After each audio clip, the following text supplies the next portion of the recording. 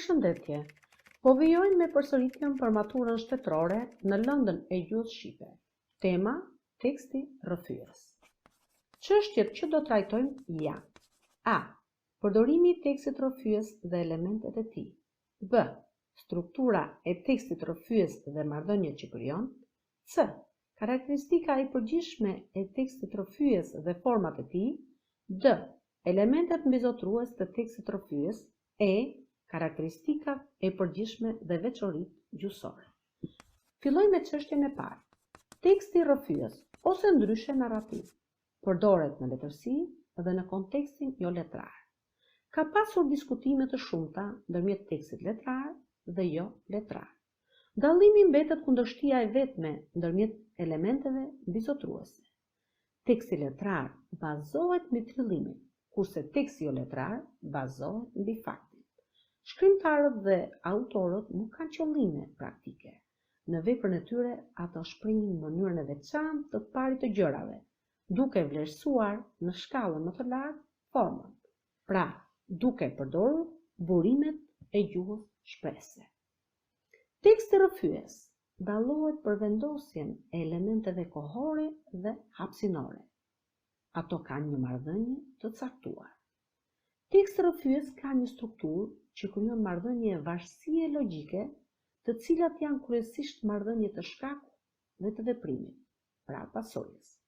Struktura mund të krijohet edhe nga renditja e veprimeve dhe ngjarjeve që kanë lidhje me njëra tjetrën. Kalojmë te një çështje tjetër, cila është karakteristika e përgjithshme. Karakteristika e përgjithshme e tekstit rrëfyes është perspektiva tregimtare.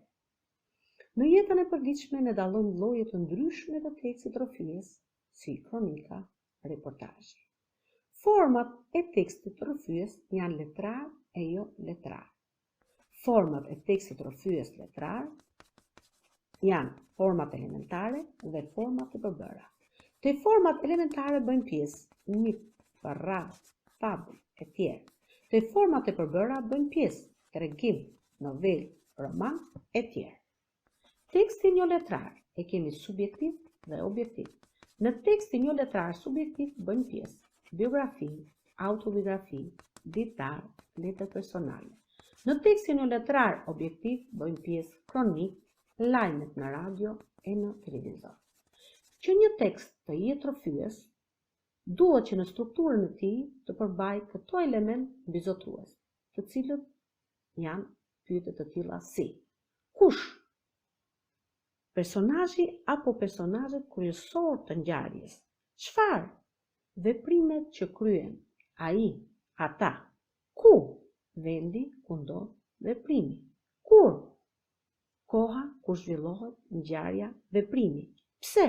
Cilat motive ose qëllime kanë personazhet protagonistë të ngjarjes? Kalojmë te karakteristikat dalluese të përgjithshme për tekstin rrëfyes, të cilat janë: A. Vendi dhe koha të mirë përcaktuar. B. Personazhe real të ngjarjes. C. Personazhe dytësor reale. D. Rendi kronologjik natyror. Sekuencë kohore faktesh. Rend artificial, nëse autori do të kushtojë vëmendje aspekteve të caktuara. Kalojmë te çështja tjetër, që është çështja e fundit. Teksti rrëfyes dallohet edhe nga ana gjuhësore, i cili karakterizohet nga: A. Përdorimi ndaj foljeve të kohës, në fillim, më pas, pastaj. B. Folje në kohën e shkuar. C. Prania e llojeve të ndryshme të tekstit, si përshkrues, argumentues dhe paragrafeve meditues të personazheve dhe të autorit. Atëherë kjo ishte përsëritja për tekstin rrëfyes.